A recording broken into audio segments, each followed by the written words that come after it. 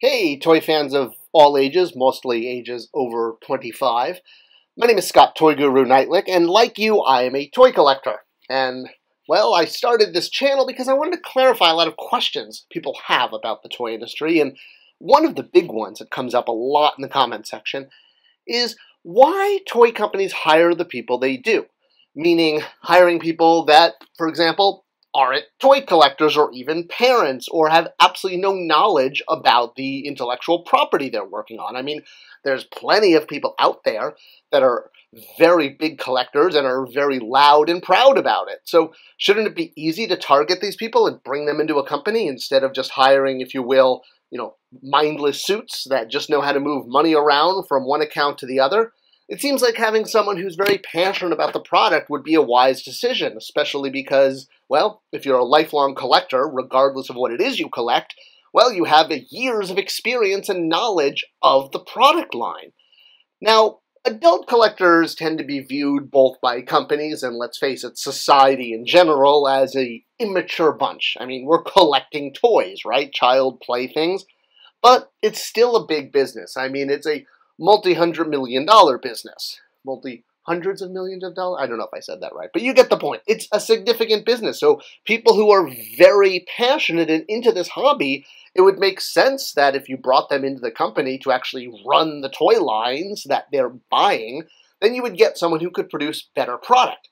Well, the reason that they don't do this is because that's not the focus of most toy companies. The focus is on making sales, mostly because they're publicly owned and they're required by the people who own the company to return profits to them. That's how shareholders work. People don't just put up money and sit back and say, do whatever you want. The other big thing that brand managers are responsible for is generating publicity. And this tends to be overlooked a lot, especially when it comes to the idea that brand managers should be making every fan and every customer happy at all times, making product easily accessible, there should be no sellouts, etc., etc. All right, well, let me give you two examples from my career when I had to make sort of tough decisions that went against my collector instinct. The first one being the Wonder Twins set, right? If those of you who were collecting DC Universe Classics back in the early 2000s may remember this Comic-Con set that was Jan and Zaina, and well, to have the full Wonder Twins, you also needed Gleek the Monkey, which you can see there polybagged in front, because he was not included as part of the actual set that you could buy both on Matty Collector or at San Diego Comic-Con. In order to acquire said Gleek the Monkey, you had to actually be at San Diego Comic-Con and purchase it in person, and, well, purchase it while we still had Gleeks in stock. They did run out by the end of the show. And because of this, a lot of people saw this set and the marketing team behind it, which was me, as being evil and purposely trying to piss off the fans and come up with something that's going to anger everyone.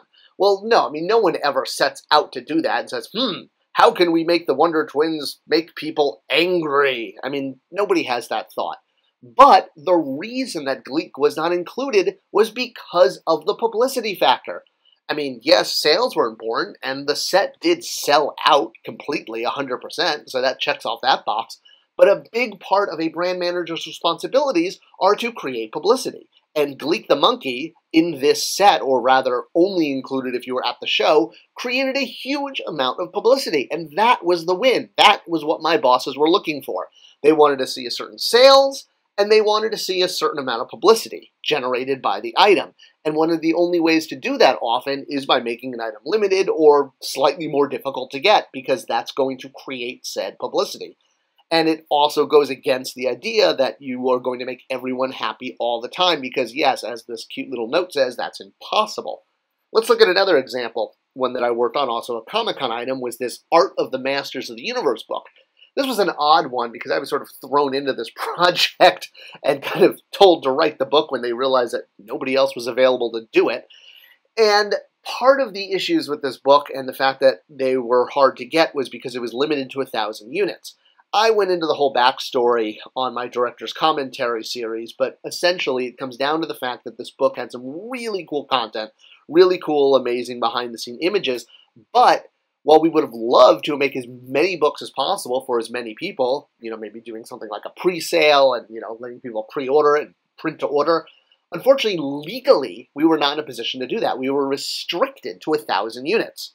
And so you might tell, okay, well, a collector, if it was a true collector running this book and this brand, they would say, well, don't do it then. You're going to piss off more people than you're going to make happy.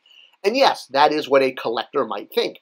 And that is exactly why people who are collectors only are not brought on to run these type of things. Because when they do, they're going to make decisions that are emotional and are favoring, if you will, fellow collectors.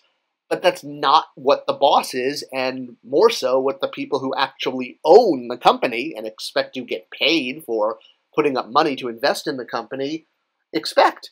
Because they want sales, but they also want publicity. And once again, much like Gleek, this book, even though there weren't enough to go around, which was legally a requirement, again, we were restricted to 1,000 units because Mattel didn't own book rights to Masters of the Universe.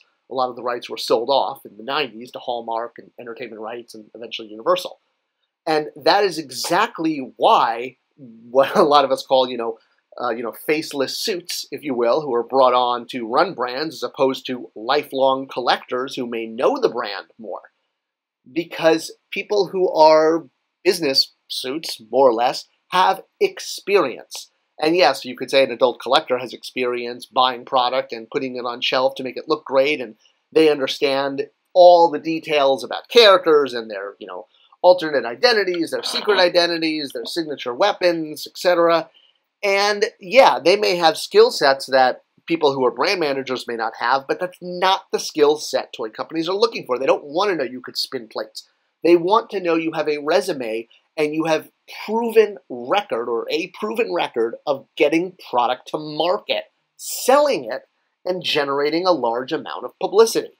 It's the understanding of inventory, sales, the retail environment. These are all things that are 1,000 times more important to Fortune 500 companies, especially those that produce product in their hires. They want people who have an in-depth understanding of the relationship between profit and sales and the understanding of a product life cycle. There's a whole science to product pricing, placement, planogram creation, strategy, tactics. These are things that you can only gain either through formal education or through actual experience. But on the other hand, nerd knowledge can be gained super easy. Barely an inconvenience. You can go to many websites or buy many books that are more or less encyclopedias of a certain intellectual property. If you want to learn about Marvel, you can look that up in the Marvel Encyclopedia. If you want to know about Star Wars, there's Wikipedia online, as well as a ton of DK visual guides that are going to help you understand. Same thing with Transformers or He-Man or countless numbers of other toy-based IP.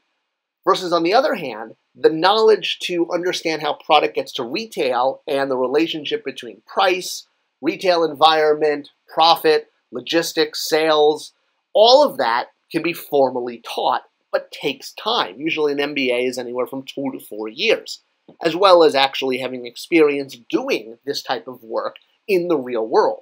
That's what a large toy company looks for. They want somebody who understands sales and publicity first and foremost. Anything else? Well, that's gravy. I hope this video clarified a little bit about why toy companies are a little apprehensive to just hire fans and rather hire people who actually have experience bringing product to market. Let me know if you need more information on this or you have any questions. I would love to expand anytime. Thanks for watching and sharing and supporting this channel, and I'll see you guys next time.